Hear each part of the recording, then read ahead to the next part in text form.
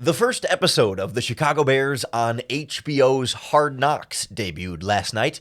And if you don't have HBO Max, don't worry. We're going to bring you everything you need to know from that episode, including an offensive lineman wearing an Eagle Speedo.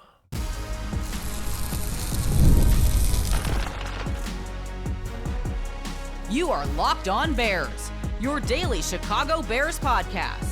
Part of the Locked On Podcast Network, your team every day. This is Locked On Bears, and I'm your host, Lauren Cox. I'm here to bring you your daily, in-depth Chicago Bears news and analysis. You can follow me on Twitter at CoxSports1.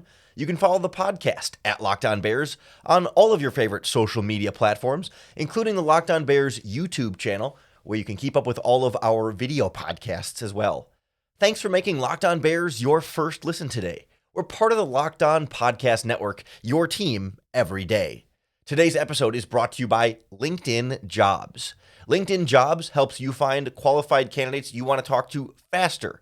Post your job for free at linkedin.com/lockedonnfl. Terms and conditions apply.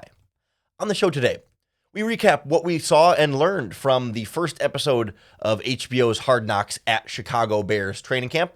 We'll focus on how they portrayed Matt Eberflus and Caleb Williams during the early stages of training camp and some of the other really cool things that we got behind the scenes access to in this one. We'll also look at maybe some of the things that they didn't do as well, or things that I would have liked to see instead, or things that I just didn't think they portrayed super well, including a little bit of how they did Caleb in this first episode. And then we'll also look at the sort of like bigger picture Hard Knocks storylines, including the undrafted free agents / underdog type names that we should expect them to keep following based on what we got to see in episode 1. And that sure looks like it may change over the coming episodes here of Hard Knocks. But obviously, whether you watched the episode or not, you would expect that the focus would be on Caleb Williams first and foremost. And of course, that should be, and it was. And it was cool to get to see, obviously the Bears did some behind the scenes stuff with their own, 1920 football drive documentary, but that was mostly like pre-training camp stuff. And Hard Knocks obviously is focused on training camp. So we jumped right ahead. I mean, they started with the draft, but then we jumped right into, all right, it's training camp. Let's go. Let's see Caleb, and let's also kind of see how Matt Eberflus runs this team, because those were the two main themes. It's the rookie quarterback coming in, and it's also sort of the growth and evolution of Matt Eberflus throughout this process. And those storylines sort of, intertwined a little bit here, as you saw Matt Eberflus really get hands-on with Caleb Williams. That every time they would show clips of Caleb throwing in practice, you could always see, standing not literally directly behind him, but standing in the background right behind Caleb, you could always see Matt Eberflus's face kind of over Caleb's shoulder. He was always standing behind the quarterback from every angle that they were showing these passes. He was always there intently watching what his number one overall pick quarterback was doing. And you saw a lot of like hands-on communication. After Caleb makes a throw, they cut to Caleb, and it's not Caleb and offensive coordinator Shane Waldron. There was some of that, but it was a lot of Caleb and then Matt Eberflus going, "Hey, Caleb, what'd you see on that play?" And then they're talking through route concepts. "Oh yeah, that was like Tampa 2, and he was open over here." Or like, "Oh, that was man coverage. He was open over here." Like, it's not all just your offensive coordinator or your quarterback's coach or your other assistants, but it is Matt Eberflus, your head coach himself, being very directly involved with Caleb and trying to get the most out of Caleb Williams, to the point where we knew Nick Saban came to Chicago Bears practice, but we got a lot more of the behind-the-scenes stuff from Hard Knocks, and that was one of the big insights that I took away from it, was all the advice Saban was giving Matt Eberflus about the quarterback position in particular, and about how, from Saban's perspective, he talked a lot about like quarterbacks come into the NFL, and so many of them have failed because they come in and they get these monumental expectations. And his exact quote was, "Expectations for a quarterback are killer." And that a lot of these guys don't really get time to develop because we expect them to be great and be perfect right away from the very moment they jump into the league. And that, development and being patient with them and really trying to bring them along and let them grow, at a more natural pace or at their own pace is really going to be critical there. And that was something that Eberflus was really dialed into with Saban and that they were playing a lot on with Caleb Williams throughout the episode. So I think that's going to be something really critical to watch is how Matt Eberflus tries to manage expectations and certainly like preach some patience with the development here. I mean, Saban cited the classic example of Peyton Manning throwing as many interceptions as he did during his rookie season and still turning out to be great. And Saban being like, hey, like, not that Caleb is going to do that, but you got to not let the pressure build up to be too much on these guys. Even players like Caleb who have handled insane amounts of pressure up to this point in their career, you don't need to make it harder on them once they're in the NFL. They also showed Eberflus and Caleb Williams meeting in the head coach's office and talking about his progress. And like, he talked about how he's like, Caleb, you've grown leaps and bounds in just 7 practices. Over the first 7 practices, he's like, you were here and now you're up here, kind of at a, metaphorical chart there. And like how pleased he was with the growth, right? Not in front of the media specifically to send a particular public message, but like in their supposedly normally private one-on-one meeting that the HBO cameras were obviously around for. Like, he's not doing that for the cameras, right? He's doing that for Caleb Williams. And he said something quickly in that scene that can be easy to miss, even if you watched the episode, where he said something along the lines of like, yeah, we changed the setup for practice so you are getting more reps. Like, they're doing it differently this year than they did in years past to make sure that Caleb is getting the vast majority of the reps. And even the narrator, Liev Schreiber, said like,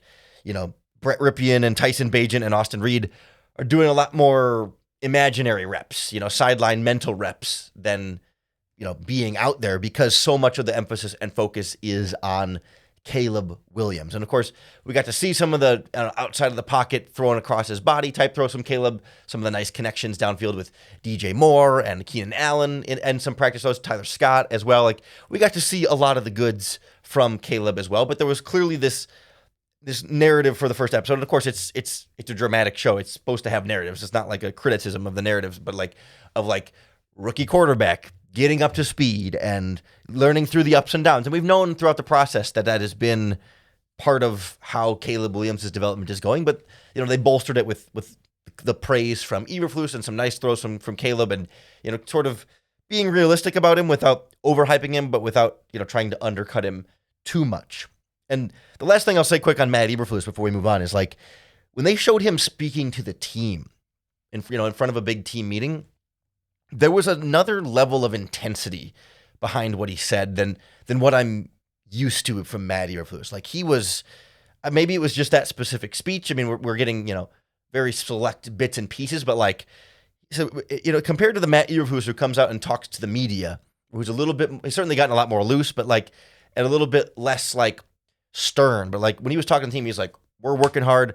That guy, Walter Payton, he ran the hills. You got to play like you're the best player at your position in the NFL. Like, he was just really like, it wasn't angry, but it was just, there was an intensity and like a seriousness and a dialed up, like, it's like, go show us you're the best player at your position in the NFL. Walter Payton was out there running those hills. Like, you go, you do your version of that. You got to work harder than everybody else. Like, you gained an appreciation for the way Eberflus leads this team at the front of the room. And certainly he was portrayed in a very, very positive light. We talked a lot about his glow up and, the beard and the haircuts and the better fashion as well. Like, he certainly came across looking really, really good. That being said, there were some things I didn't like about how HBO portrayed training camp so far based on what we actually know about training camp. And also some of it's just regular like TV dramatization stuff that felt a little bit less than perfectly accurate here. So we'll go through some of the, I don't want to call them like, mistakes, but some of the stuff we didn't like as much about this first episode of Hard Knocks next on Locked On Bears.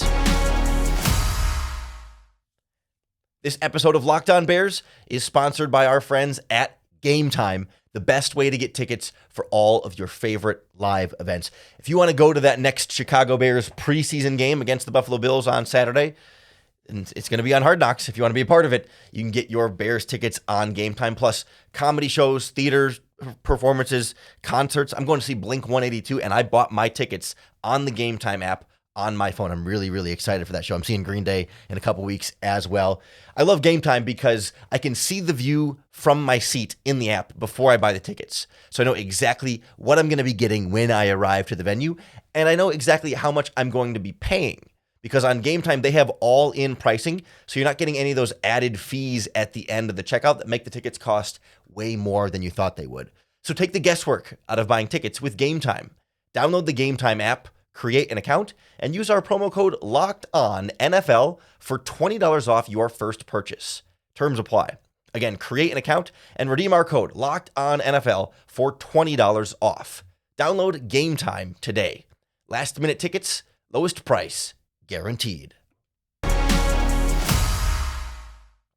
Speaking of live events and seeing things in person, I want to give a quick shout out to Kevin Patrick, who saw me out and about in real life yesterday. And I always encourage you, if you happen to see me in public, I am not a celebrity. I am not someone who gets recognized all the time by any means. But when you do, if you ever notice me somewhere and you're like, I think that's Lauren from Locked On Bears, come up and say hello. And if we're in or near a venue that serves alcohol, I will certainly purchase you a drink because it's one of my favorite things in the world. It's very rare and it's a special treat and it makes you feel like an important person. But I'm really, really not. But I appreciate Kevin for seeing me out and about and wanted to make sure I gave him a shout out on the podcast today. But I want to move on to things in the first episode of Hard Knocks that I don't want to say rubbed me the wrong way, but just like things that I kind of stood out to me as like either weird or strange or, not quite accurate or missing or, just complaints, I guess. Not that I'm some sort of documentary expert that could make Hard Knocks so much better than HBO or by any means, but like, I think I do know a little bit more about this Bears team than an HBO crew that parachutes in and tries to learn everything on the fly. And so, of course, like, it was a good episode. I enjoyed it. If you haven't watched it, I would recommend going to it. Like, they did a good job of introducing you to people and playing on your emotions. You laughed. You got emotionally tied to a few things. There was, I don't want to say you cried, but like, there was some good television in that episode. But like, they played a lot on this idea of like, Caleb Williams is struggling as a rookie quarterback. It's tough going to the NFL and trying to adjust and keep up.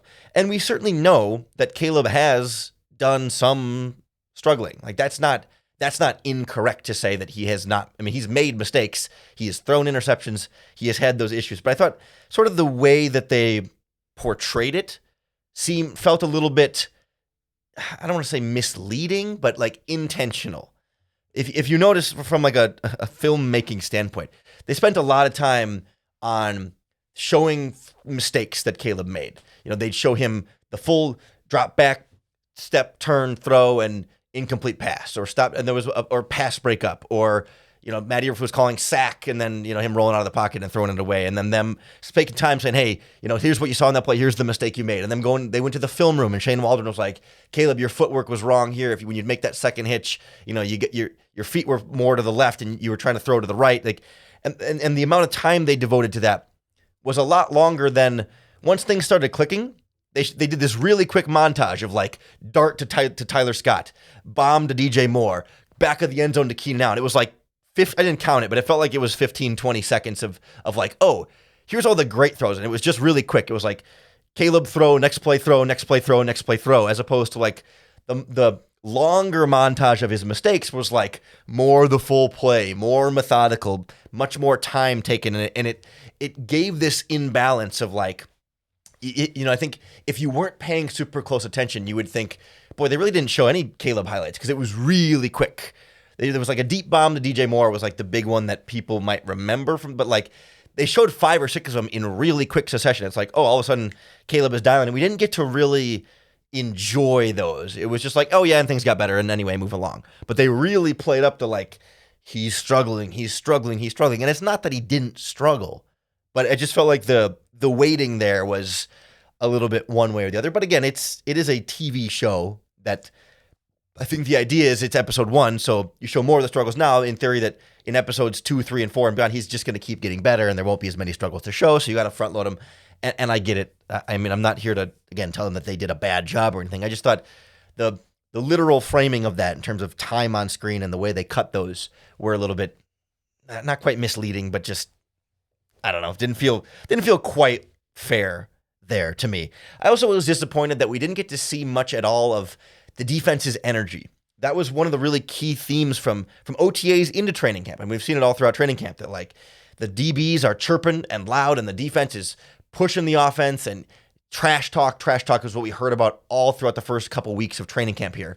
And we really got very little of that. And I'm sure the trash talk has a lot of swear words that they don't want to put too much of that on there. I mean, I think you can swear on HBO, but like still like it's supposed to be a little bit more of a family friendly kind of show. So like I get that there's probably some limitations there, but we really didn't get much indication of that at all. And I really wanted them to be able to play off that dynamic a little bit more and give us a better sense of like show us the personality of this defense on the field. We didn't really get much of it off the field either, but like I know HBO is a little bit more about off the field, but like practice here, like this is the kind of the behind the scenes stuff that we don't get to see. And it would have been nice to be able to have that. Like that's what the cameras are there for.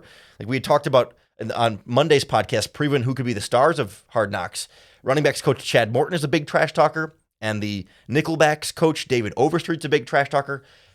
We didn't have them identified in any way in this episode of Hard Knocks. It's possible we heard them in the background, but they were not featured in any way, shape, or form. We didn't see DeMarcus Walker featured, although I think, and we'll talk about this in a minute, I think we're going to see more. They were kind of foreshadowing some DeMarcus Walker in there. I thought personally he was there in a lot of scenes. They just didn't really focus on him, and I think there's room to focus on him a bit more in the future. And then there was just weird like word choice, language type stuff. Like at one point when they were going through the Hall of Fame game, which we all watched at this point with Brett Rippon making a couple touchdown throws to Colin Johnson, like the narrator and Liev Schreiber, who's great, and he's the NFL Films voice guy. I don't blame him at all. It's whoever wrote the script for him. But like he said something about Brett Rippon and Colin Johnson giving the whole city hope in the Hall of Fame game, throwing these 2 touchdowns. And it's like, I don't think your third string quarterback and third string wide receiver gave the city hope. Like no, it gave the game something exciting that was otherwise kind of boring before that point. But like that in the Hall of Fame game did not give the whole city of Chicago hope. Like Caleb Williams and the starters can do that, but Brett Rippon and Colin Johnson in the third preseason game cannot give the city hope. That was a bit much. Like that was an over dramatization of what we were seeing. And then the last thing I'll mention, and I would love to hear from you if you thought this as well. If you watch this episode, let me know if you agree with this. There's a weird amount of Matt Eberflus's daughters. Like his wife, okay, I get it. Like coach's wife, sure. Like there's some interesting things there, but like throughout the Hall of Fame game portion of the episode was like 50% Matt Eberflus's daughters in the crowd commenting about the game. And I get wanting to get to know Matt Eberflus's family and stuff, but like they were cutting them for like football analysis. And like it was like the first couple of times it was like, okay, cool. Like it's good to know Matt Eberflus's family. And then it's like we kept going back to Matt Eberflus's daughters, who looked to be like, my age and younger. Like the older one was probably in her early 20s-ish, and the younger one was maybe in teen. I mean, I don't know exactly, but like it just felt a little bit weird to me. I was like, why do we keep going back to Matt Eberflus's daughters? Like it just, I don't know if creepy's not quite the right word. It just felt out of place. Like, okay, like we briefly got Austin Reed's mom and dad in the crowd, and that felt like that's like a normal amount of, hey, player or coach's family in the crowd, cut to them because they're watching their loved one on the field. Absolutely. But like it was Eberflus's daughters at the beginning at a pool party, and then Eberflus's daughters later on, and then a bunch of Eberflus's daughters. It's just like, felt like someone was like a little bit too interested in Matt Eberflus's daughters on camera, and it felt icky. That's the way I would describe it. It was weird, and it felt a little bit icky, and that's one of the big takeaways I had from that too. It's just like, why are we so focused? Like it was more on the daughters than even his wife. I feel like we heard more from the daughters than his wife, and it's just, they're like children, and it's just, I don't know. Felt weird about that. I'd love to know if any of you felt similarly about that. You can tweet us at Locked On Bears or post in the Locked On Bears Facebook group or leave a comment here in the Locked On Bears YouTube channel. I don't know, something about that just struck me as like, we're back to them again. They seemed cool and interesting and stuff, but just weird choice of character there. I'm also curious how the characters' choices change over the course of the rest of the season of Hard Knocks here, because we know they're going to follow a couple underdogs throughout the rest of training camp, and we already took kind of a right turn with one of those underdogs during the first episode, so they're going to have to focus on somebody else at some point. So we'll kind of check in on the undrafted free agent guys that we're going to fall in love with on this season of Hard Knocks next on Locked On Bears. This episode of Locked On Bears is sponsored by LinkedIn Jobs.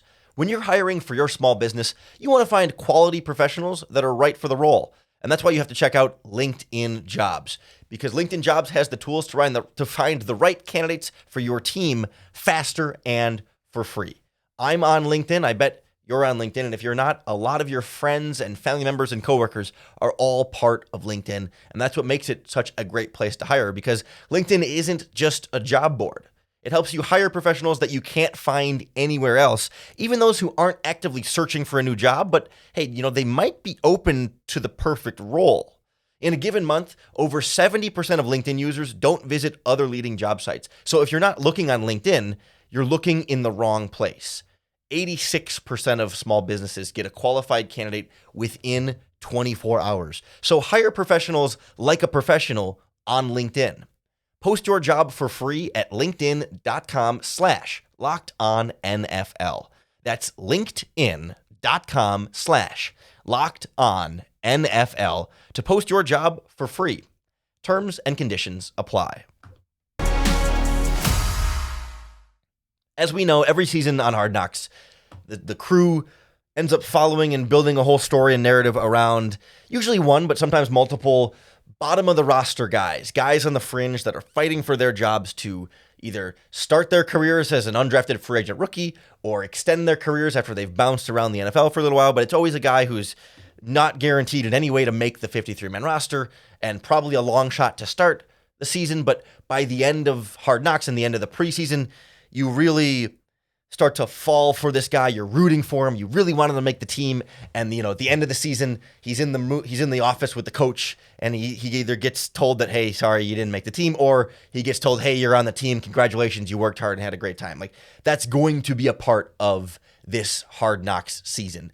And this episode started off with one player in particular really looking like he was going to be the focus of that. And that's offensive lineman Theo Benedette, an undrafted rookie free agent from Canada. He played at British Columbia and is a Canadian football player. Was also drafted in the CFL this year, but is with the Chicago Bears for obvious reasons.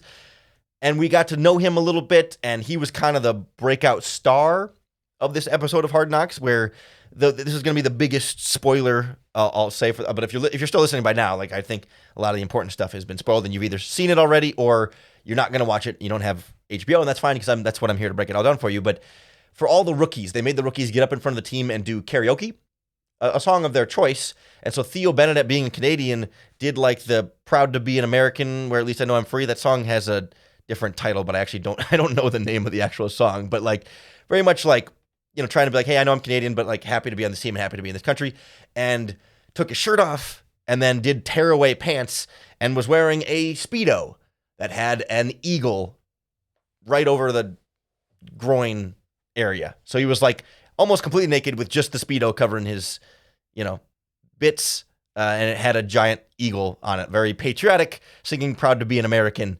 And that was definitely the highlight of the episode, the big headline grabber, the funniest moment. And obviously his teammates went crazy for it. And he even got the nickname Eagle from Matt Eberflus for obvious reasons. And it was yes, here we go. This is our undrafted rookie that we're going to follow. We're going to end up learning more about Theo Benedette's background and his college career and what playing in the NFL means to him and all this important stuff. And, obviously we're rooting for him from his karaoke. He's a legend for doing that in front of the team. So it's okay. And even at that point, I was kind of wait, they're going to choose Theo Benedette? He's, of all the undrafted rookie free agents, he might have had the lowest odds of making the 53-man roster on this offensive line. But okay, worth going. But then in the Hall of Fame game, I don't think any of us realized this. He was injured during the Hall of Fame game on a field goal. I think it was a point after attempt. It was either field goal or a point after attempt. It was special teams, and kind of did the splits going backwards. And they revealed in the episode he has a grade 2 strain that is going to keep him out. I think they said 4 to 5 weeks, which I'm no mathematician, but that puts us up to week 1. And if you're going to miss all of the rest of training camp or the preseason, you are not making this 53-man roster. I'll tell you right now, they're going to put him on injured reserve. I mean, it's hard to envision anything but them. I'm not saying they're going to do it today, but I think they're going to keep him and see if he can get back in time. But if he can't, he's going to spend the whole season on injured reserve as a way they can stash him without using a practice squad spot. That's my prediction for the rest of Theo Benedict. But the injury and the no longer practicing takes him out of the mix for underdog story that we're going to follow in Hard Knocks. We also followed quite a bit of Jonathan Owens, the safety who's married to Simone Biles. They did a lot of Olympic stuff. I thought that was really cool. And, some cool emotional stuff there that they got into. I do kind of wonder, by the time we get episode 2, the Olympics will be done. And I think Simone is already done with all her stuff. Obviously, the Olympics keep going, but I think all the gymnastics events that she's a part of are done. I could be wrong about that, but I think that's the case. So, I don't know that there's a lot more we can pull out of the Simone Biles thing other than her returning home from Paris and being there for Jonathan. And maybe we'll get some of that, but I wonder if that storyline ends up being a little bit more limited to week 1, to episode 1, and then kind of drops off from there. I think what they did was leave us at the end of the episode with a lot of Colin Johnson. And that was my prediction on the front end on Monday's podcast. I think because of the Hall of Fame game he had, we're going to get a lot more Colin Johnson, but accurately, Colin Johnson wasn't, the star of practice before the Hall of Fame game, so there wasn't a lot about him before the Hall of Fame game in this episode. But then Hall of Fame game and beyond, they were starting to get into some of the Colin Johnson stuff and left that as kind of the cliffhanger for the next episode. So I think we're going to get a lot of Colin Johnson. And then they have done a decent amount on the 4th string quarterback, Austin Reed, the undrafted free agent out of Western Kentucky. They had him mic'd up. They showed his family in the stands a little bit. I think we're going to get a lot of Colin Johnson and a lot of Austin Reed, but not much more Theo Benedict, and I don't think we're going to get a ton more Jonathan Owens. So does that just leave Reed and Colin Johnson to be the guys that we follow? I mean, at this point, we haven't been introduced to any of the other undrafted rookie free agents. So I would be a little surprised if episode 2, hey, we're going to introduce to this new guy that you're supposed to fall in love with for the rest of the season. It'll probably be Reed and Colin Johnson at this point. And Johnson, not a rookie, notably, but a former 5th-round pick who's bounced around the league quite a bit and is a long shot to make this team, but is doing a good job of getting himself closer and closer to that. I also think we're going to see more DeMarcus Walker. And maybe I'm just being stubborn and doubling down on something that I predicted on the front end, but he was in the front row of those team meetings where the players were doing karaoke. His facial expressions were there. His voice was there in the background. He was next to DJ Moore after he signed his contract extension. He was given, he was always adjacent to whoever was starring on camera. Whoever was mic'd up, DeMarcus Walker was right there next to him. He's clearly a leader on this team, clearly one of the bigger personalities on this team. We didn't really hear from him directly, but I still think, given how his proximity to everything that was going on, I think we're going to get more from DeMarcus Walker in future episodes of Hard Knocks. You can be sure we'll break down each Hard Knocks episode for you right here on the Locked On Bears podcast. So make sure then that you're hitting that subscribe button on YouTube or wherever you listen to the podcast, because that's going to be the best way to keep up with all of our daily, in-depth Chicago Bears news and analysis. Thank you for making Locked On Bears your first listen today. We're part of the Locked On Podcast Network, your team every day, and that includes your fantasy football team. We have Locked On Fantasy Football, giving you daily insight to the best draft strategies, waiver wire pickups, and more, so you can win your league this season. Check out Locked On Fantasy Football, part of the Locked On Podcast Network, your team every day. Coming back for another Locked On Bears tomorrow, as we'll have more training camp updates. The offensive line getting a little bit healthier, fingers crossed, ahead of this Bills preseason game, so maybe some good news coming there. But we'll also break down what to watch for in that one as well. And, of course, in exchange, we'll always make time for you to bear down.